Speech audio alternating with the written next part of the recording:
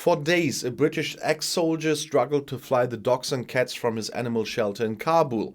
With success. With the help of the British military, the animals were brought to England. But many local Afghan workers stayed behind. And that causes criticism. It was probably the most unusual rescue flight out of the chaos of Kabul. More than 150 dogs and cats from the shelter of a British ex-soldier were brought to safety by a charter plane.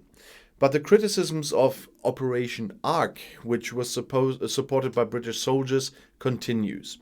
Great Britain values dogs more than Afghans, commented columnist Gaby Insliff in the Guardian newspaper. The government admitted on several occasions that many people who had worked as local workers for Great Britain had to stay behind in Afghanistan. Foreign Minister Dominic Raab told Sky News that there are still a low three-digit number of Britons in the country.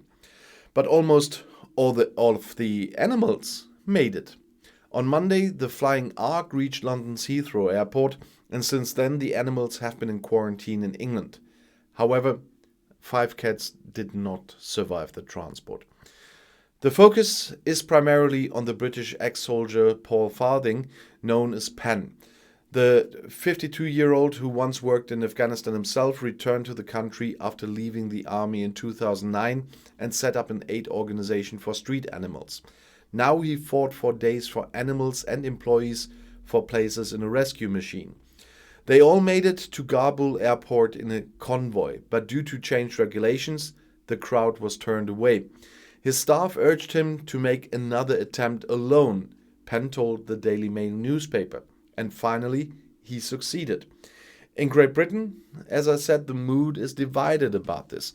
Some British criticized the rescue operation, which was carried out with a privately rented plane, and they criticize it as a disgrace.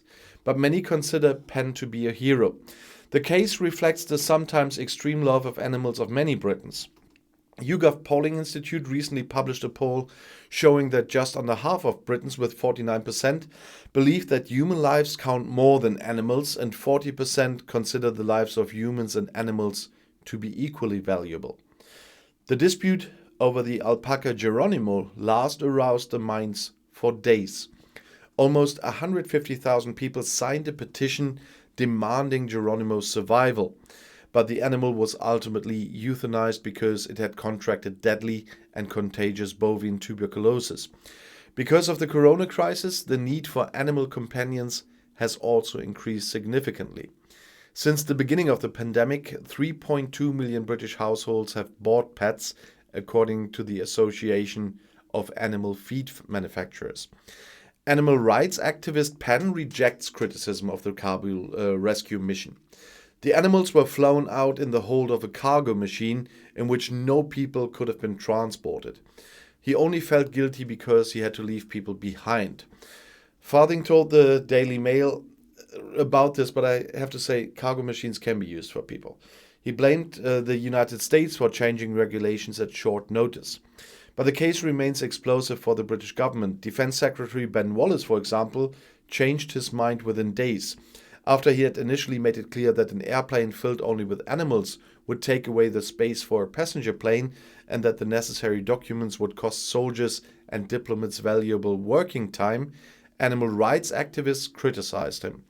It is already rumored that the order for Operation Ark must have come from above, from Prime Minister Boris Johnson.